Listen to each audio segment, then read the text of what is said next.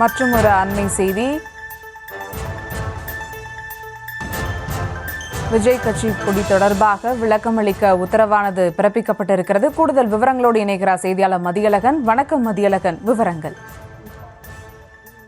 தவிக கட்சி கொடியில் யானை சின்னத்தை பயன்படுத்த தடை விதிக்க வேண்டும் என பகுஜன் சமாஜ் கட்சியின் தமிழக பொதுச் செயலாளர் பெரியார் அன்பன் என்கிற இளங்கோவன் சென்னை முதல் உரிமையியல் நீதிமன்றத்தில் மனு தாக்கல் செய்திருந்தார். இந்த வழக்கில் தவிக பொதுச் செயலாளர் புசி அனந்த் பதில் மனு தாக்கல் செய்தார். அதில் பல தகவல்களை மறைத்து தாக்கல் செய்யப்பட்டுள்ள இந்த மனு விசாரணைக்கு உகந்ததல்ல என தெரிவிக்கப்பட்டுள்ளது. பகுஜன் சமாஜ் கட்சியின் கொடிக்கும் தவிக கொடிக்கும் எந்த தொடர்பும் இல்லை என்றும், கட்சியின் கொள்கை கோட்பாடு தமிழகத்தின் வளர்ச்சிக்கான எதிர்கால திட்டம் ஆகியவற்றை கருத்தில் கொண்டு தவிக கொடி வடிவமைக்கப்பட்டுள்ளதாகவும் கூறப்பட்டிருந்தது.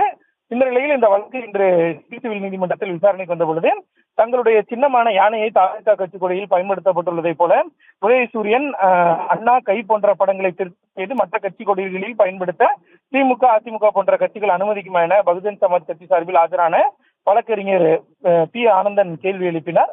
மேலும் தங்களுடைய தேசிய சின்னமான யானையை வேறு எந்த கட்சிகளிலும் எந்த வடிவிலும் பயன்படுத்த முடியாது என வாதிட்டார். இதனையடுத்து இந்த வழக்கின் விசாரணையை ஜூலை 1ஆம் தேதிக்கு ஒத்திவைத்த நீதிபதி அன்றைய தினம் இது குறித்து விளக்கம் அளிக்க வேண்டும் என தவிக பொதுச் செயலாளர் புசி ஆனந்த் பதிலளிக்க வேண்டும் என உத்தரவிட்டு வழக்கை அன்றைய தினத்திற்கு ஒத்திவைத்தார்.